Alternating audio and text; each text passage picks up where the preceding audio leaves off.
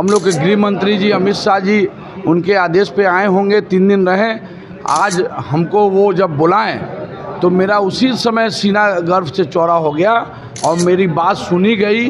कल देवेंद्र भाई जी मेरे बात सुन लिए, नित्यानंद राय जी मेरी बात सुन लिए मंत्री जी, मैं उसी में विजय प्राप्त कर लिया। या कोई डील इसमें हुई है? कोई डील नहीं। शिशिर कुमार, आप दिमाग लिख लीजिए, शिशिर कुमार का कोई डील नहीं रहता है। मैं 1.5 साल से मुझे नगर निगम में मेरी माँ, मेरी पार्षद, हम लोग के पार्षद सभी को परेशान किया जा रहा था, इसलिए मैं उसी पर आपको नामांकन करने का काम किया। मैं शीर्ष नेतृत्व को यहाँ बोल रहा था। आप देख रहे हैं पीडीएस समाचार, मैं हूं आपके साथ असलम अब्बास। देखिए साहिब विधानसभा सीट जहां से निवर्तमान विधायक नंदकिशोर यादव हैं, इस बार बीजेपी ने उनका वहां से टिकट काट दिया था और उसके बाद खूब हो हल्ला हो रहा था। वहां से मौजूदा समय में भाजपा ने रत्नेश कुशवाहा को प्रत्याशी बनाया, लेकिन जो पटना मेयर के पुत्र हैं उन्होंने निर्दलीय नामांकन कर दिया था। उसके बाद खूब हो हल्ला और बवाल हो रहा था, लेकिन अब देखिए आखिरी दिन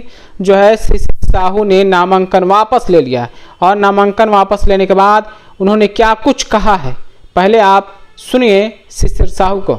नहीं, मेरा कहना है कि जब हम लोग के शीर्ष नेतृत्व राजा जिसको कहिएगा, हम लोग का भी 56 इंची का सीना हो जाता है उनको देखकर चौड़ा। वो नरेंद्र भाई मोदी जी, प्रधानमंत्री जी, यशस्वी प्रधानमंत्री जी, हम लोग के गृह मंत्री जी अमित शाह जी उनके आदेश पे आए होंगे, 3 दिन रहे। आज हमको वो जब बुलाएं तो मेरा उसी समय सीना गर्व से चौड़ा हो गया और मेरी बात सुनी गई। कल देवेंद्र भाई जी मेरे बात सुन लिए, नित्यानंद राय जी मेरी बात सुन लिए मंत्री जी, मैं उसी में विजय प्राप्त कर लिया। या कोई डील इसमें हुई है? कोई डील नहीं। शिशिर कुमार, आप दिमाग लिख लीजिए, शिशिर कुमार का कोई डील नहीं रहता है। मैं 1.5 साल से मुझे नगर निगम में मेरी माँ, मेरी पार्षद, हम लोग के पार्षद सभी को परेशान किया जा रहा था, इसलिए मैं उसी पर आपको नामांकन करने का काम किया। मैं शीर्ष नेतृत्व को यहाँ बोल रहा था कि आप जो एक्ट में बदलाव कर रहे हैं वो एक्ट घातक है, उसको आप बचाने का काम कीजिए। और आप मैं भी आपका एक अंग हूँ, उन लोग समझने का काम नहीं किया। नॉमिनेशन लेने की क्या वजह रही? क्या नहीं, नॉमिनेशन 1-1.5 साल से जो बात चल रही है, बात समझ लीजिए, 1-1.5 साल से मर्डर केस में मुझे फंसाना, मुझे आपको प्रताड़ित करना, अफसरों के द्वारा प्रताड़ित करना, हमको विभिन्न 1 साल में 5 केस करना और नगर निगम को ठीक से नहीं चलने देना।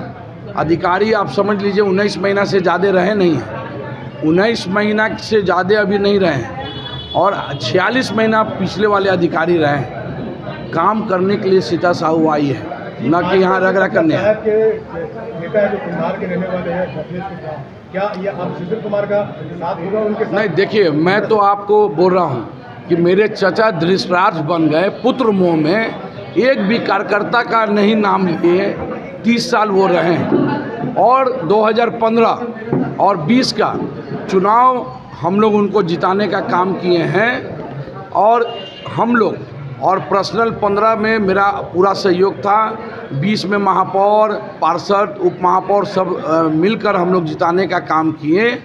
और उसके बाद वो 30 साल में एक भी कार्यकर्ता का नाम नहीं लिए।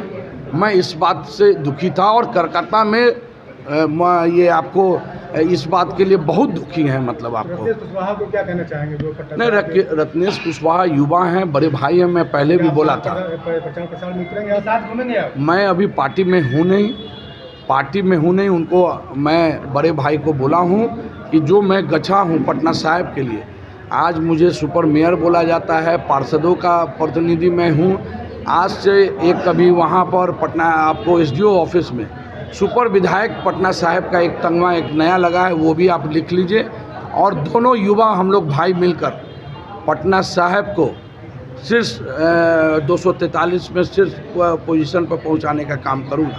चचा के लिए क्या कहना चाहेंगे? मैं चचा के लिए तो एक बात कहूँगा कि 8 महीना पहले मैं खबर भेजा था चचा, पुत्र मोह में जब मर्डर केस में फंसा था, मुझे पता चला कि आप 4-5 बजे जगह दिल्ली गए थे अपने बेटे के लिए, तो मैं भी आपका बेटा था, ऐसा नहीं था। और कोई कार्यकर्ता भी बेटा और बेटी आपकी है, और आप पुत्र मोह में धृतराष्ट्र बनकर अपने बेटे के लिए इस बार कोर कमेटी में 6 बार अपने बेटा का नाम लिया। 30 साल में कोई कार्यकर्ता नहीं था जिसको आप ये टिकट दिलाने का काम करते। इसीलिए हम लोग आपको नामांकन किए थे और दलाल प्रभाकर मिश्रा नहीं चलेगा इस बार पटना साहिब में। ये बताइए सुशील जी कि क्या अमित शाह ने आपको डराया धमकाया तभी नॉमिनेशन वापस लिया, क्या बात? अच्छा, हमको क्या नहीं, पहले बात सुनिए, पहले बात सुनिए। हमको क्यों क्या डराएंगे?